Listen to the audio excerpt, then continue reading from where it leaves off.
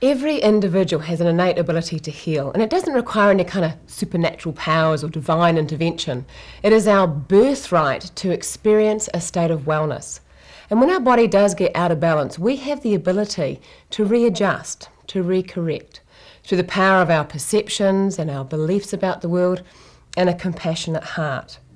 And with me today is an amazing lady. Through the absolute power of her belief, she has been able to move through serious illness to wellness, and she continues today to create transformational change modalities for both herself and others. Welcome, Pip. Hi Teresa, awesome to be here. Pip, tell us about your journey.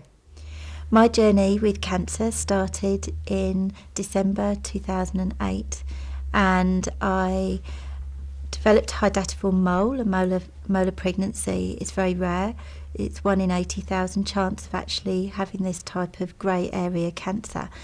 And it was the end of my 17 years of wanting children, and chemotherapy would mean that I would not be able to get pregnant again and be thrown into the menopause at the same time to boot, and to actually go through a journey of chemotherapy which for me was worse than death.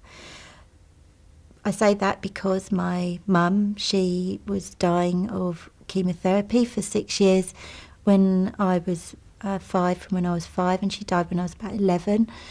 And the feeling in the family with regards to that, she'd gone through 2 mastectomies, hysterectomy, lymphaectomy, removal of her lymph glands, and having the chemotherapy was, well, are the doctors right?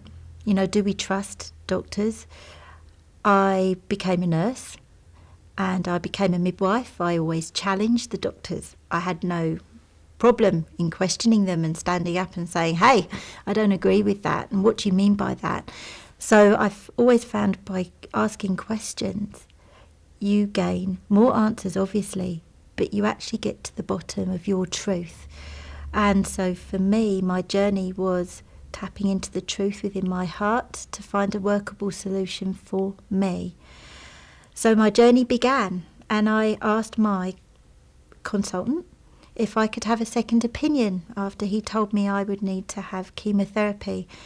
And he said, no, this is the way, this is what you need. It is 100% curable if you have chemotherapy, but we need to start it now. I said, well, I'd like a hysterectomy, which is a big thing in itself when you've been trying for a baby for 17 years. And he said, no, I won't support you with this. So he said, if you leave this hospital today, then that's it. So I thought about it for a moment. It didn't feel right to actually sit there and sign my life away. He had the chemo already drawn up, ready to start. And I left his office with a very fearful husband, my lovely husband, John, and I went to seek more answers. And I was drawn to going to see Jane Curry of Health Journeys, a wonderful lady who'd had cancer herself, and her husband, who's an anaesthetist, and he assisted John with understanding that, yes, I did have a right to a second opinion, and that, yeah, it was good for me to take time and take stock. So I then looked upon having a hysterectomy through a consultant in Auckland, and he said he would support me with this as long as I had an MRI of my lungs to make sure there was no spread. So I went through the MRI, and it had spread to my lungs, my blood levels were going up, and my symptoms were worsening. So I then thought, okay, I looked up on the internet, I sought solace, I went and saw a counsellor, and I went within. And with the holistic therapies that I do myself, I started to look at my deep beliefs and my programs and my fears. And then went back to my original consultant and said, well, okay, I'll go for the chemo if you'll have me back as a patient. And he said, yes, absolutely, but would you like me as your doctor? And I said, yeah, I haven't got a problem with you as my doctor. I just had a problem with the chemo and what you were saying at the time. And so through your experience, how did you actually find out what your body needed? Through my muscle testing, I was able to find out what my body actually needed with regards to antiemetics, painkillers, etc. So although it was beyond, I think, the oncology staff's recognition or understanding, they went with me.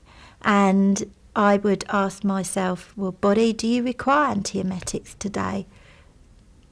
No, yes.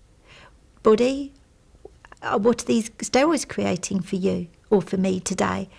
And I found through that I was overloaded with steroids, and my body was blowing up every time I got them, and I put 4 or 5 kilos of fluid on overnight, and I became breathless and panicky because of it. So I said to my consultant, I really don't want those steroids. My body doesn't need them. I'm overloaded. And he said, but you need them, you'll be sick. And he said, no. I said, well, I won't be sick. And he said, but you will be. And I said, but my body says I won't be, so I don't want them.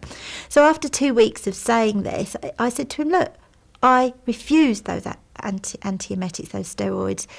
I won't have them. And he said, well, okay. And I said, I'll take full responsibility. So he crossed them off.